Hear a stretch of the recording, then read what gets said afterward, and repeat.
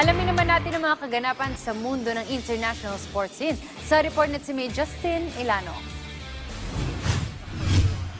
Naiuwi ng Indiana Pacers ang panalo kontra sa karibal nitong New York Knicks, 137-134 sa kanilang Eastern Conference Finals rematch nitong Miyerkules. Isang overtime thriller win ang nakuha ng Pacers sa pangunguna ni All-Star forward Pascal Siakam na tinapos ang laro bit ang 30 markers, 6 rebounds, 4 assists at 3 steals. Hindi rin ininda ng Indiana ang pagkawala ng ibang star players nito nang humalili ang gwardyang si Quentin Jackson na nag-ambag ng 19 points, 6 rebounds, 1 steal at 1 block. Sa panig naman ng Knicks, isa na namang MVP-like performance ang iniwan ni Jalen Brunson nang magbuhos ito ng 40 points, 8 assists at 5 rebounds. Hindi naman natulungan ni star center Karl Anthony Towns ang Knicks nang ma-foul out ito sa huling period ng laro. Hawak-hawak ang 22 points, 14 rebounds at 3 assists. Samantala, dahil sa panalo, patuloy pa rin ang paglaban ng Pacers sa mahigpit na Eastern Conference, hawak-hawak ang 14 wins and 40 losses.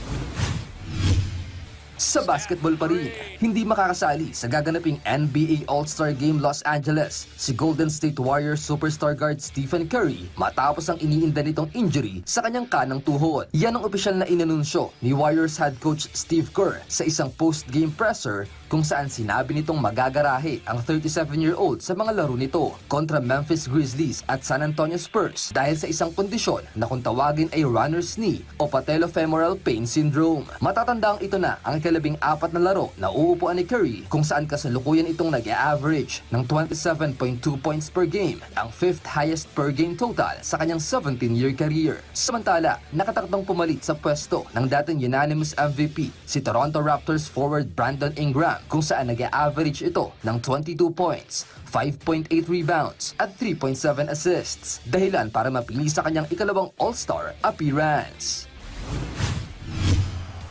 At sa balitang football, patuloy ang pagdomina ng Spanish League powerhouse na Real Madrid matapos nitong talunin ang Valencia 2-0 sa regular season ng La Liga nitong nakaraang Martes. Hindi nakaisa ang home team sa mahigpit na depensa ng Los Blancos kung saan sa 65th minute mark nakuha nito ang buena manong goal nang malusutan ni Madrid left back Alvaro Carreras ang Valencia defense. Sa extra time naman, nagpahabol pa ng isang short ranger si French superstar Kylian Mbappe upang tuluyan ng maselyuhan ng Real Madrid ang panalo at paangatin ang kartada nito sa 18 wins, 3 draws at 2 losses. Sapat na para manatili sa ikalawang pwesto ng league standings. Justin Ilano para sa Pambansang TV sa Bagong Pilipinas.